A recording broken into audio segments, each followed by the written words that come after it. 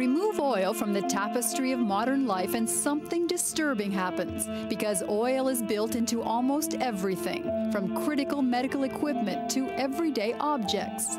If a reliable supply of cheap oil vanishes, our way of life will begin to blink out.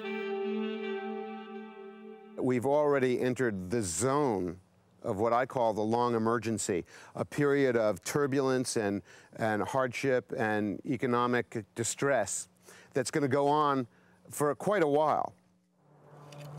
Meet James Howard Kunstler, author, futurist, working on his backyard gardening skills because he says we're going to need them. The era of cheap oil is almost over.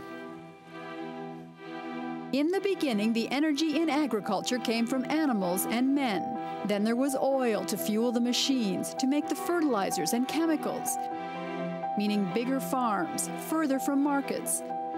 So that now the food on our plates depends almost entirely on cheap oil. Remember, you can state categorically, everything organized at the giant scale is going to get in trouble in the post-cheap oil era, including the 3,000-acre farms in the Midwest and Saskatchewan, the giant scale of things. We got a lot of fertilizers made from natural gas, which is a hydrocarbon oil-related product, and a lot of herbicides and pesticides made from oil, and a lot of diesel fuel to run enormous machines on enormous tracts of land. We grow the tomatoes and the lettuce in California, and we truck them across the continent. And that's been a luxury of the cheap oil age, where now the truckers can't afford to take these loads. And I think as time goes on, it's going to become just prohibitively expensive to do this.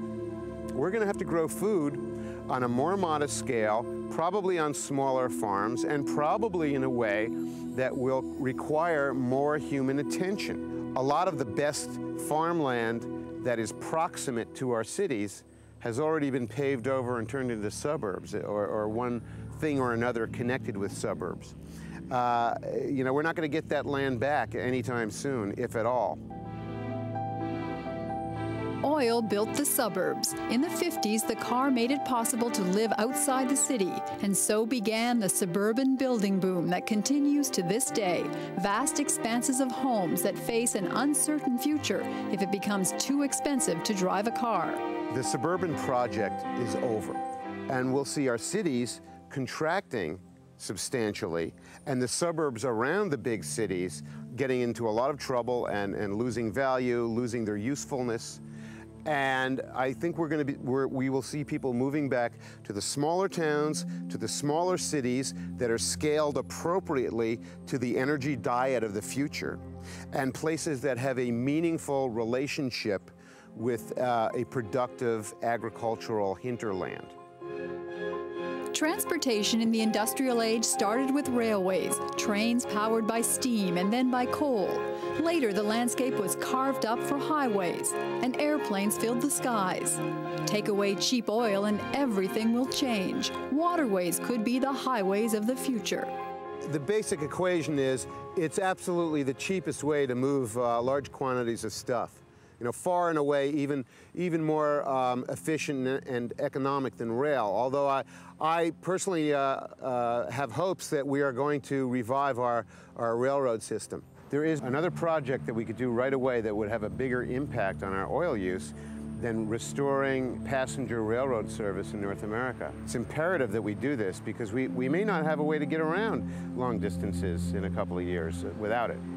The airlines are not making it on the current equation of fuel costs, and there's no way that they can make it and pass on the costs to the users and still have a middle-class ridership base. I imagine that air travel is going to be a much more elite activity, at least for a while, and then it may disappear altogether. What happens when a large fraction of the population can no longer participate in the happy motoring system? They can't afford the gas for the vehicles, they can't afford to buy the vehicles, and they're sort of foreclosed from the whole thing. Does that generate a lot of grievance and resentment against the people who are still motoring? And are the people who are not motoring going to pay for the road maintenance and the improvements and the tremendous costs of maintaining the infrastructure for happy motoring? I'm not convinced that they will. What about solar power, wind power? Trouble is, it takes cheap oil to build the machines for alternative fuel. Many of the alternative energy systems that we have invested our hopes in actually depend on an underlying oil economy to be able to even make them happen. You know, I think that the solar and wind industries are examples of that. Without an underlying oil economy or fossil fuel economy, it's very hard to produce the components for these giant wind turbines and for solar arrays. I think that we should use alternative energies, and we're going to use alternative energies, but we're probably going to be disappointed in what they can do for us. We're probably going to have to make other arrangements for all the major activities of everyday life. Life after cheap oil will be slower, shaped by whatever takes the least amount of energy. There could be fighting over remaining resources. Wood and coal will be burned, creating pollution and hastening global warming. So many people assume that we're entitled to a smooth segue, a smooth transition between where we're at now and where we're headed in the post-oil period. And I wouldn't assume that at all. You know, I think that what we're going to see is a lot of political trouble and quite a lot of economic and social distress as incomes are lost and jobs are lost and ways of life become untenable. And we're going to see a politics of resentment and grievance on the part of a large new former middle class, people who, you know, had expectations about a certain kind of life. I worry, I suppose, most about social disorder and the potential for the great losses that people experience mounting into anger and grievance and violence and criminal behavior, and a law enforcement system that will not be able to keep up with this, and really an unraveling social contract in the face of absolutely extraordinary circumstances. It's an extreme view, but for those who try to imagine a world without cheap oil, the entire tapestry of modern life begins to unravel. Kelly Crow, CBC News.